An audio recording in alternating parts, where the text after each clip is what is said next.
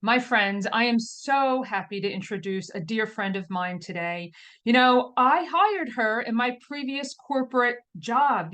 I was in the process of always hiring inspiring leaders like Cheryl Rice. My beautiful friend, Cheryl, I'm so thrilled that we've reconnected today. Thank Please you. introduce yourself to the audience so everyone knows who you are. Thank you, Francesca. It's a joy to be with you. Thanks for having me. So, I'm Cheryl Rice, president of Cheryl Rice Leadership, and I help women be leaders in their own lives. And I really do that through coaching, speaking, and my book, Where Have I Been All My Life, are different resources I use to tap into really the wisdom of women and help them be, again, leaders in their own lives.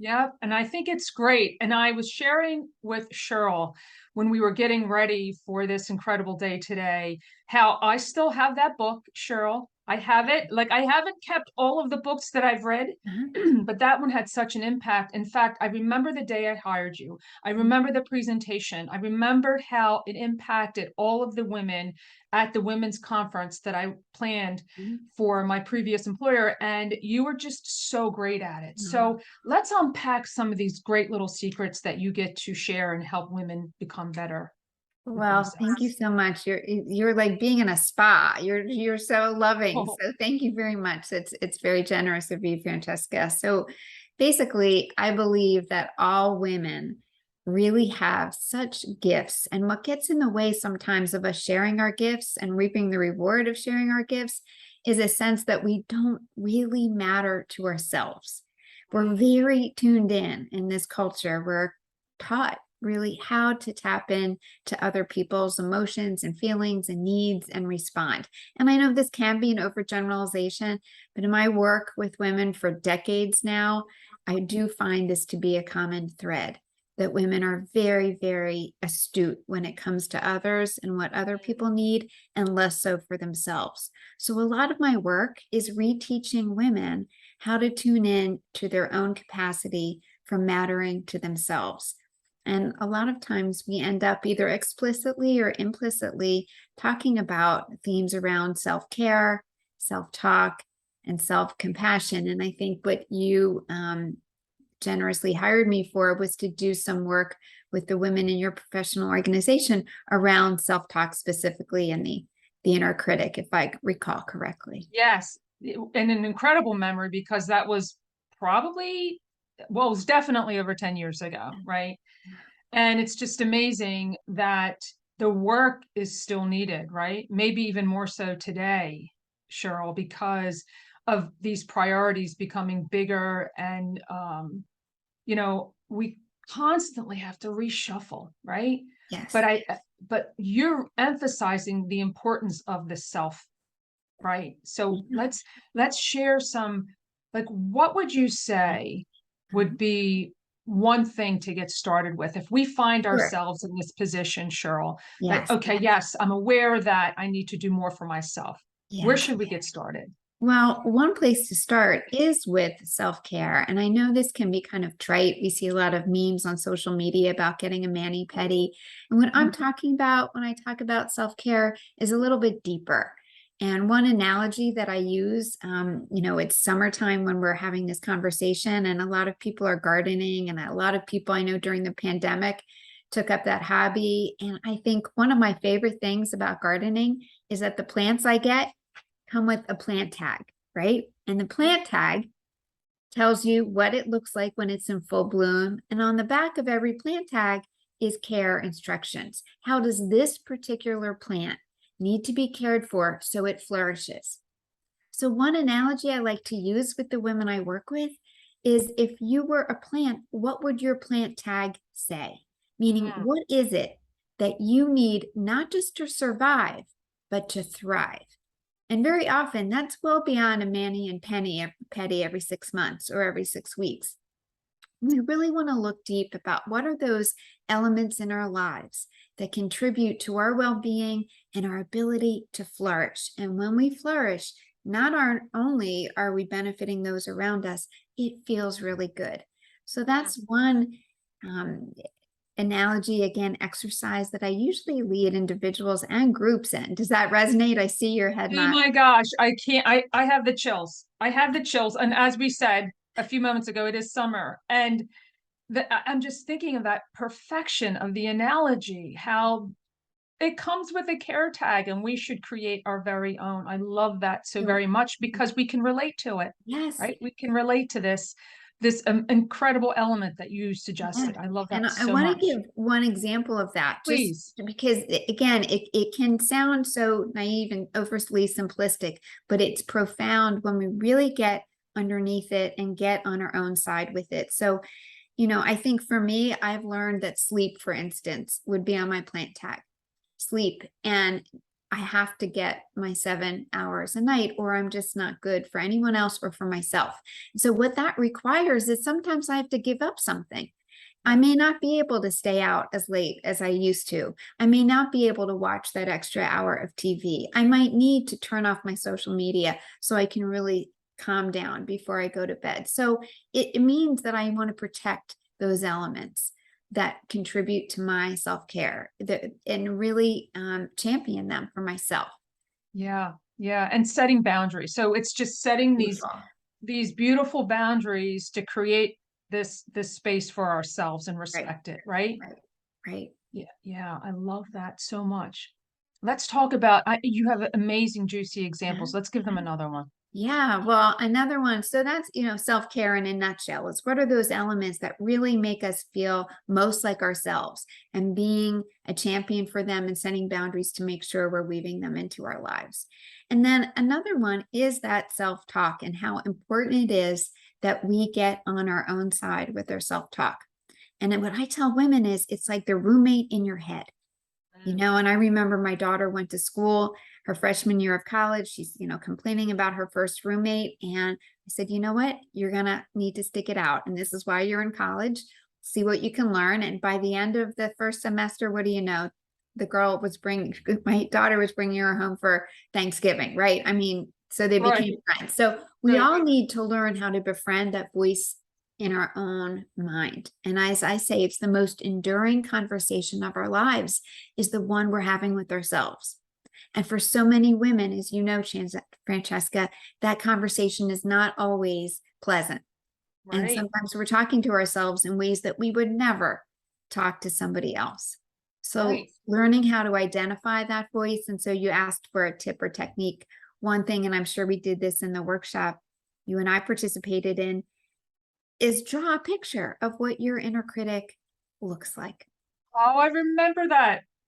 I remember that. What an incredible exercise and powerful exercise that is. I love that. Yeah, draw a picture, list its sayings, and then give it a name. My inner critic is called the ruler, and it looks like a 12-inch ruler with a crown on top because it's always kind of ruling over me when it is unleashed and I'm not managing it well. So once we have an image, it's no longer all of us. It becomes objectified, and we name Right. it, and what we can name, we can tame.